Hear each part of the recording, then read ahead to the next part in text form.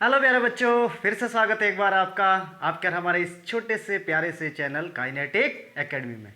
तो बच्चों है आज हमारे फिजिक्स का लेक्चर नंबर 15, ठीक है। सदिश वाला चैप्टर हमारा चल रहा है, ठीक। और इसमें हमारा चल रहा था स्केलर प्रोडक्ट और डॉट प्रोडक्ट, ठीक। अब हम बात कर रहे थे स्केलर प्रोडक्ट में, हमने काफ़ी कुछ पढ़ा, आपको समझाया क्या होता है स्केलर प्रोडक्ट, है ना। दो अदिश सदिश के गुणा हो तो क्या आता है, सदिश सदिश के गुणा हो तो क्या होता है, कैसे होता है। आज हमारे पास क्या है, भौतिक रूप से व्याख्या करनी है हमने स्केलर प्रोडक्ट की, भौतिक रूप से व्याख्या करनी। हमारे पास दो सदिश दिए गए हैं थीटा कोण बनाते हुए, ठीक है। दो सदिश दिए गए, आपको पता है स्केलर प्रोडक्ट दो सदिशों का a डॉट बी बराबर क्या होता है, magnitude of a into magnitude of b cos theta, यही होता है, ठीक। वेरी गुड, चलो साफ दिखाई दे रहा है, ठीक है। अब यदि हम बात करें इसमें कि हमें एक ही दिशा में, एक ही दिशा में हमें, इस दिशा में केवल एक ही दिशा में हमें a डॉट बी फाइंड करना है, केवल एक ही दिशा में, इसी दिशा में। अब तुम कहोगे कि सर एक ही दिशा में a तो है, ये तो बात समझ में आती है, लेकिन b तो दूसरी दिशा में जा रहा है, b तो दूसरी दिशा में जा रहा है, ठीक। एक ही दिशा में ये तो है, लेकिन b की तो अलग दिशा है, इसलिए एक ही दिशा में हम b की गुणा कैसे कर सकते हैं भाई। यहां तो b है ही नहीं, यहां तो b है ही नहीं, ठीक है। यहां तो क्या है, केवल a ही a है। इस दिशा में हम a b की वैल्यू कैसे फाइंड करेंगे। यदि इस दिशा में हमें यह पूछा जाए कि a डॉट बी, इसका स्केलर प्रोडक्ट फाइंड करो a और b का, दोनों सदिशों का, तो कैसे फाइंड करोगे, कैसे बताओगे कि अदिश गुणन इस दिशा में क्या है। अभी बच्चों हमने इससे पहले पढ़ा था, जब हमने क्या निकाले थे, कॉम्पोनेंट, घटक निकाले थे, घटक ज्ञात किए थे, है ना। घटक ज्ञात किए थे, अच्छी तरह पता होगा। जब ये क्या है, बी सदिश है, बी सदिश है, तो इसका ए से जो थीटा कोण बनाया इसने, भाई ये थीटा कोण क्या है, ये थीटा कोण तो बी का है ना।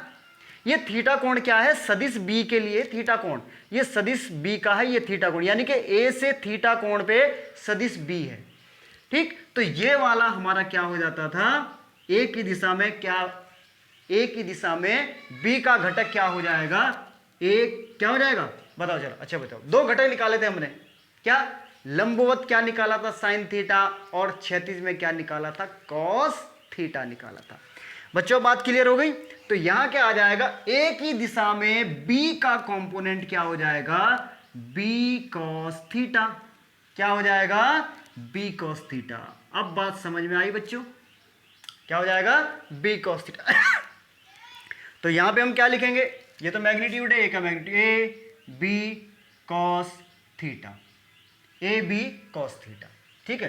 कहने का मतलब क्या है, ये है हमारे पास ए, और यदि हम बी कॉस थीटा, ये बी कॉस थीटा क्या है हमारे पास, ये बी कॉस थीटा है सदिश बी का सदिश ए के साथ घटक, सदिश बी का सदिश ए के साथ घटक। ए क्या है, ये सदिश बी का सदिश ए के साथ घटक, सदिश ए के साथ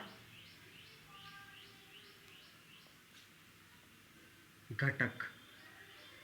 क्या इतनी बात समझ में आई बच्चों, सदिश बी का, अरे इससे पहले बताया था बच्चों, पहले वाले लेक्चरों में हमने बताया, ये बी है, ये ठीक है ना, ये इसका क्षैतिज घटक हो गया बी कॉस थीटा, ये इसका लंबवत घटक हो गया बी साइन थीटा, ठीक है। ये वाला हम एंगल मान, यदि हमने एंगल ये वाला लिया यहां से, ठीक है, तो ये क्या है, बी का एंगल, यहां से ये कॉस थीटा है, यदि हम यहां से लेते थे एंगल तो ये क्या हो जाता था, साइन थीटा हो जाता था, ठीक है।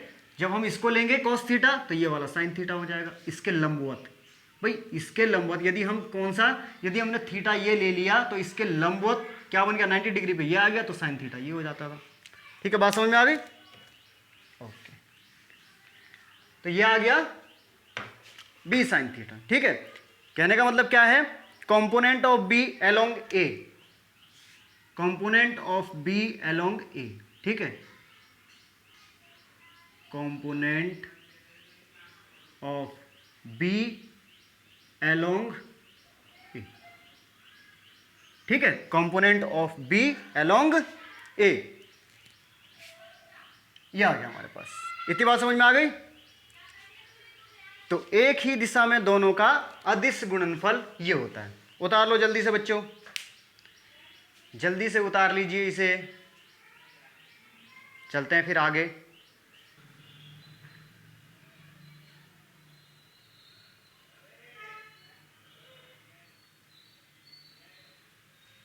अब है बच्चों अदिश गुणनफल की विशेषताएं, प्रॉपर्टीज ऑफ स्केलर और डॉट प्रोडक्ट। ठीक है, तो सबसे पहली विशेषता क्या है कि अदिश गुणनफल हमेशा कम्यूटेटिव लॉ यानी कि क्रम विनिमय नियम का पालन करता है। अरे इतना नहीं लिखेंगे बार बार अदिश गुणनफल, यह है क्या लिखेंगे, क्रम विनिमय नियम। ठीक है, क्रम विनिमय नियम का पालन करता है, नियम का, क्रम विनिमय नियम। ठीक है, कम्यूटेटिव लॉ का पालन करता है, का पालन करता है। ठीक है बच्चों, क्रम विनिमय नियम का पालन करता है। क्या है क्रम विनिमय नियम, देखो जरा, ए डॉट बी बराबर के बी डॉट ए। ठीक है, ए डॉट बी बराबर बी डॉट ए। हमारे पास ये है वेक्टर ए, सदिश बी, सॉरी सदिश ए और सदिश बी, इनके बीच का कोण कितना है, थीटा कोण है। तो ये थीटा कोण जब हम ए और बी की बात करेंगे, जब हम ए डॉट बी की बात करेंगे तो इसकी दिशा बच्चों ए से बी की तरफ होगी, एंटी क्लॉकवाइज हो गई ना। क्या हो गई, एंटी क्लॉकवाइज, यानी कि घड़ी चलने की उल्टी दिशा में। घड़ी इधर चलती है ना, देखो टिक टिक टिक टिक टिक टिक, भाई इधर से तो चलती है, 12 यहाँ होता है, 1 2 3 4 ऐसे तो चलती है, ऐसे तो नहीं चलती कि 12 से 11 पे आती है सुई, एंटी क्लॉकवाइज। लेकिन ये क्या है, ये दिशा एंटी क्लॉकवाइज। जब हमने ए से बी की बात की, जब हमने ए से बी, तो यानी कि ये ए से बी पे गया, थीटा कोण बनाया, एंटी क्लॉकवाइज हो गया। क्या हो गया, एंटी क्लॉकवाइज हो गया। ठीक, कहने का मतलब क्या है कि ए डॉट बी बराबर बी डॉट ए का मतलब क्या है, जब हमने ए डॉट बी की बात की तो हमारे पास क्या आया आंसर, ए डॉट बी पे आप सभी जानते हैं क्या आता है, magnitude of A, magnitude of B, और यहां क्या आता है, कॉस थीटा। यहां क्या आता है, कॉस थीटा। ए और बी का मैग्नीट्यूड, भाई ए बी है। इसे ऐसे भी लिख सकते हो बच्चों, अगर ये भी लिखा हुआ है तो भी परिमाण ही है, ध्यान रखना, तो भी इसका मान यही है, cos theta, A B cos theta. जब हम वेक्टर बी डॉट ए की बात करते हैं, जब हम वेक्टर बी डॉट ए की बात करते हैं, ठीक, तो क्या करेंगे फिर बी से ए की, जैसे हम क्या ए बी में हम कहां से कहां चले थे, ए से बी की ओर, यानी कि ए से बी की ओर। तो जब बी डॉट ए की बात करेंगे तो बी से ए की ओर आएंगे और वही एंटी क्लॉकवाइज आएंगे। ध्यान रखना इस बात का कि वही एंटी क्लॉकवाइज ही चलेंगे। तो एंटी क्लॉकवाइज यहां से चले इस तरीके से, ये आया आप यहां ऐसे चल के आए, ठीक। तो ये वाला कोण जब थीटा है तो ये 1 कितना हो जाएगा, 360 माइनस थीटा हो जाएगा, 360 माइनस के थीटा हो जाएगा, ठीक। तो चलो रख दो यहां पे वैल्यू रख दो, बी ए कॉस थीटा की जगह कितना आ जाएगा, 360 माइनस के थीटा, और 360 माइनस थीटा कॉस थीटा ही होता है। अभी आपको बताया भी था, है ना, 90 से 180 के बीच कॉस थीटा की वैल्यू माइनस, 180 से 270 के बीच भी कॉस थीटा की वैल्यू माइनस, 270 से 360 तक क्या होती है, प्लस होती है। तो कॉस 360 माइनस थीटा क्या हो जाएगा, तो इसको हम बी ए को क्या लिख सकते हैं, ए बी कॉस थीटा। तो वही वैल्यू आ गई हमारे पास, ठीक है, ये क्या हो जाएगी हमारे पास, वही वैल्यू आ गई। तो ये क्या करता है, कम्यूटेटिव लॉ का पालन करता है, यानी कि क्रम विनिमय नियम का पालन करता है। कौन पालन करता है, अदिश गुणनफल, ठीक है। तो ए डॉट बी बराबर B dot A, very very important है बच्चों, ध्यान रखना इस बात का, ठीक है। Very very important. उतारो जल्दी से। समझ में आ गया?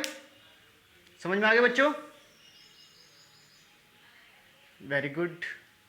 यह क्रम विनिमय नियम का पालन करता है। A dot B is equal to B dot A dot B का मतलब हमने समझा दिया बच्चों आपको, आप पहले से भी पता है आपको, ठीक है, क्या होता है, ए बी कॉस थीटा होता है। अब हमने बी डॉट ए का मतलब समझाना था। ए डॉट बी में हमने जो एंगल देखा वो ए से बी तक गया, ए से बी तक गया यानी कि एंटी क्लॉकवाइज गया, ठीक।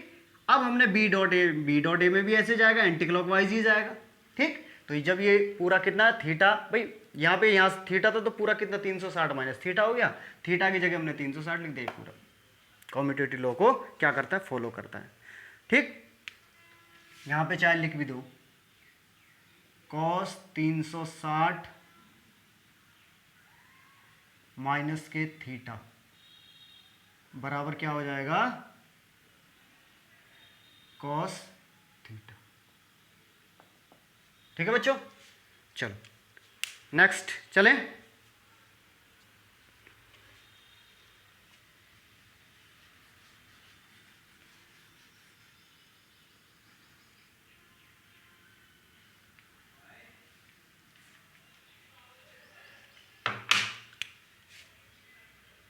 यह है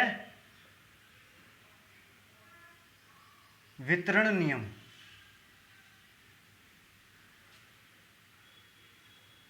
डिस्ट्रीब्यूटिव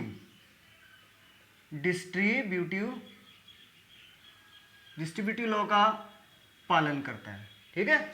यह वितरण नियम का पालन करता है। वितरण नियम क्या है बच्चों, A dot vector B plus के C, vector A dot vector B plus vector C is equal to क्या हो जाएगा, यानी कि पहले हमारी बी के साथ डॉट प्रोडक्ट आएगा प्लस वेक्टर ए का फिर सी के साथ डॉट प्रोडक्ट आएगा। ठीक है बच्चों, ये ऐसे भी हो सकता है, vector A plus vector B dot vector C plus के वेक्टर डी। इसको आप कैसे करोगे, ए डॉट क्या आ जाएगा, पहले सी, पहले ए की सी में, फिर क्या है डी में है, प्लस के ए डी,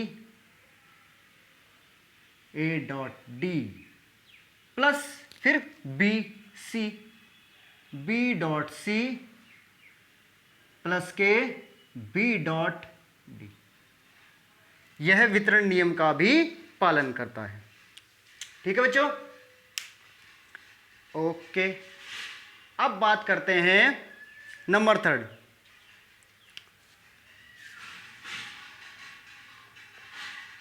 यह इतना समझ में आ गया?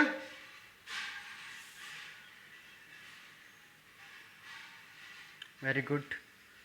चलो थर्ड में क्या है बच्चों, किसी सदिश का उसी सदिश से सदिश गुणन। किसी सदिश का उसी सदिश से, किसी सदिश का उसी सदिश से अदिश गुणन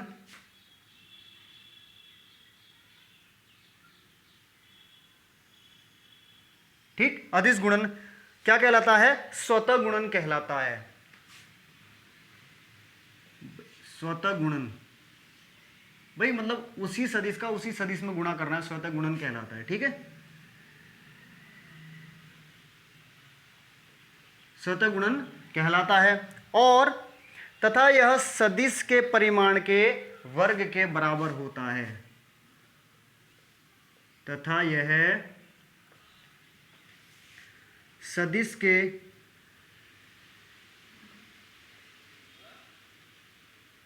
के परिमाण के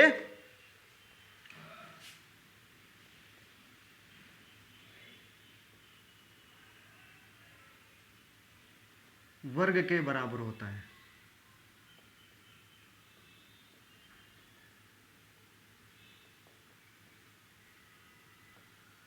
ठीक है, सदिश के परिमाण के वर्ग के बराबर होता है।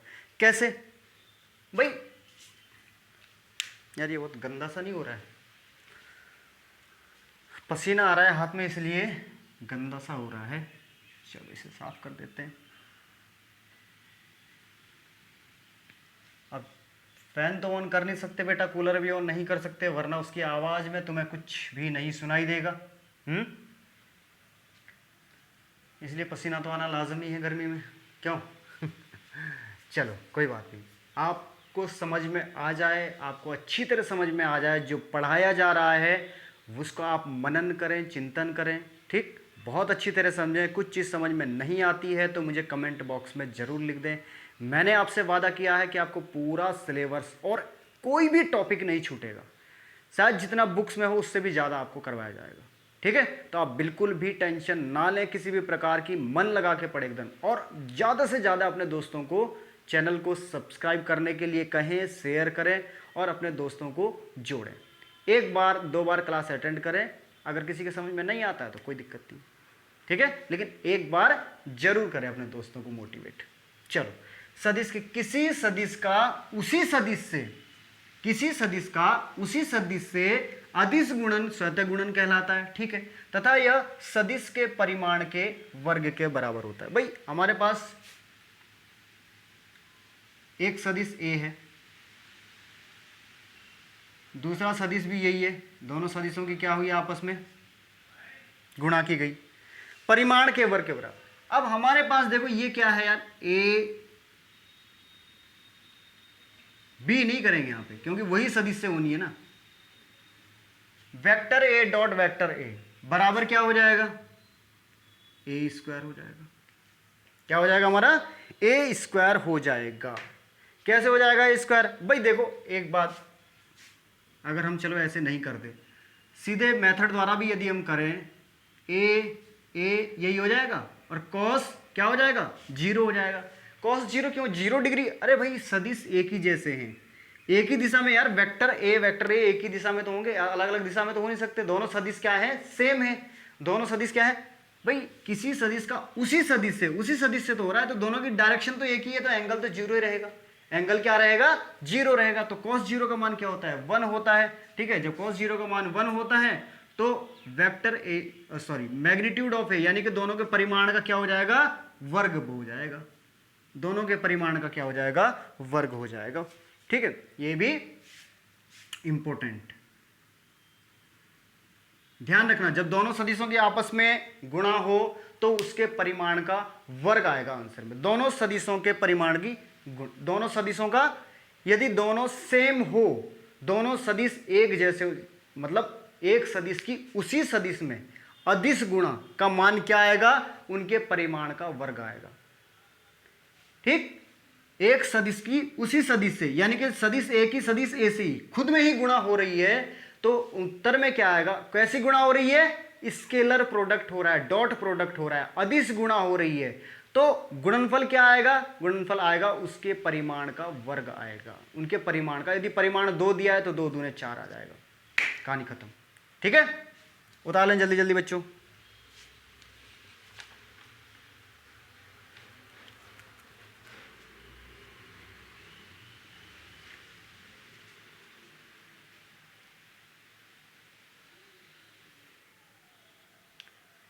तो हमारे पास एक उससे रिलेटेड सवाल, ठीक है। सिद्ध कीजिए कि vector A plus 2 into vector B dot 2 into vector A minus के 3 into vector B is equal to, हमें ये लाना है, क्या लाना है, 2a स्क्वायर प्लस के A B cos theta minus के 6b स्क्वायर। और ये देखो इधर क्या है, ये स्केलर क्वांटिटी में है सारा, ये क्या है, स्केलर क्वांटिटी में है, ध्यान रखना। चलो, taking left hand side, taking left hand side यानी कि दायां पक्ष लेने पर, दायां और बायां, लेफ्ट हैंड बायां पक्ष लेने पर, सॉरी, दाहिना तो ये है, बायां ये है, ठीक है। अब ले लो भाई, दोनों की क्या करनी है, गुणा करनी है। ए की पहले 2a से हो जाएगा, तो a इंटू ए कितना हो जाएगा, 2a स्क्वायर। मैंने डायरेक्ट ही कर दिया इसको, ठीक है ना, डायरेक्ट कर दिया, यानी डायरेक्ट का मतलब पहले इसे लिखना था, कोई बात नहीं, लिखा होता यहाँ पे है, अंडरस्टूड है। फिर a की किससे होगी बेटा, 3b से, माइनस के 3a डॉट b, अब ये तो खत्म हो गया, अब आती है 2b की बारी। 2 2 जा 4 प्लस के 4 A B, A dot B, वैसे तो बी डॉट ए आता, लेकिन आपको पता ही है कॉम्यूटेटिव लॉ में क्या बताया था हमने, A dot B is equal to B dot A. B की फिर बी से हो जाएगी माइनस के 3 2 जा 6 बी स्क्वायर हो जाएगा। ठीक है, चलो ये क्या हो जाएगा 2a स्क्वायर माइनस के 3ab और प्लस के 4a डॉट बी, तो ये कितना हो जाएगा प्लस के a डॉट बी माइनस के 6b square. a dot B का मान तुम्हें पता है अच्छी तरह से 2a स्क्वायर प्लस के a b क्या होता है cos थीटा माइनस के 6b square is equal to right hand side proved. सिद्ध हो गया नहीं हो गया, देख लो जरा, यही वाला तो है ये। ओके, इतनी बात समझ में आ गई, वेरी गुड। उतार लो जल्दी से बच्चों।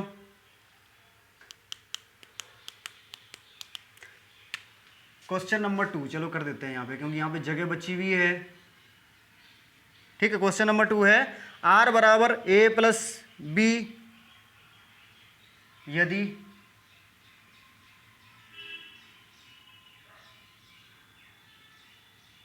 वेक्टर r बराबर इतना है और थीटा सदिश a और b के बीच का कोण हो। थीटा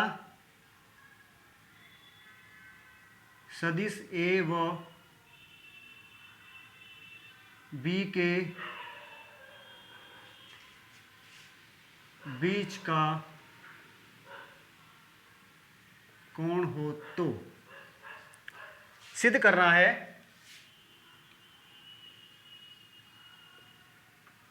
सिद्ध कीजिए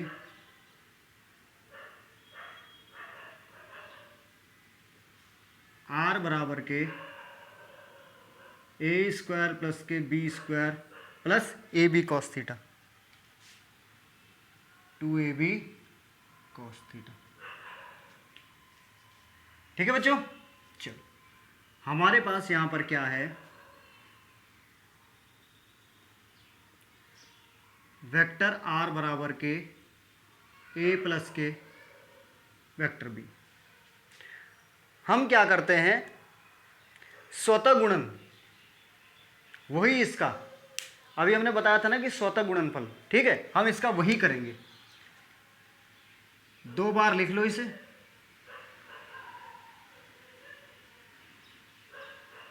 इतना व इतना कि गुणा करने पर, कि गुणा करने पर कर दो भाई गुणा। r इंटू आर क्या हो जाएगा बच्चों, भाई आपस में क्या कर दिया हमने, गुणा कर दी ना इनकी। ठीक है, तो ये क्या हो जाएगा r का स्क्वायर हो जाएगा। ठीक है, क्या हो जाएगा r, चलो डायरेक्ट नहीं करते, r dot r scalar product किया हमने। ठीक है, क्या किया हमने, स्केलर प्रोडक्ट, r की r से हो गई a plus B dot a plus B. देखें जरा स्क्रीन से नीचे तो नहीं जा रहा है, नहीं अभी तक तो ठीक है। ठीक, चलो ये क्या हो गया आपका बच्चों, ये तो आर स्क्वायर हो गया। ठीक है, ये तो आपका क्या हो गया, आर स्क्वायर हो गया। अब ये क्या हो जाएगा आपको, देखो ए स्क्वायर प्लस के ए डॉट बी, है ना, ये भी ऐसे हो जाएगा बी डॉट ए, लेकिन इसको भी हम क्या लिखेंगे, ए डॉट बी लिखेंगे, क्योंकि हमें पता है कम्यूटेटिव लॉ को फॉलो करता है, ये ओबे करता है, उसका पालन करता है। ठीक, और बी इंटू बी क्या हो जाएगा, प्लस के बी का स्क्वायर हो जाएगा। यहाँ से आर स्क्वायर बराबर क्या आ गया हमारे पास, ए स्क्वायर प्लस के 2a डॉट बी प्लस के बी स्क्वायर, तो आर बराबर क्या आ गया, अंडर रूट के अंदर ए स्क्वायर प्लस के, यही आगे जो मैंने निकालना था बी स्क्वायर, इसको आगे लिखो पहले लिखो कोई दिक्कत नहीं है, 2a डॉट बी,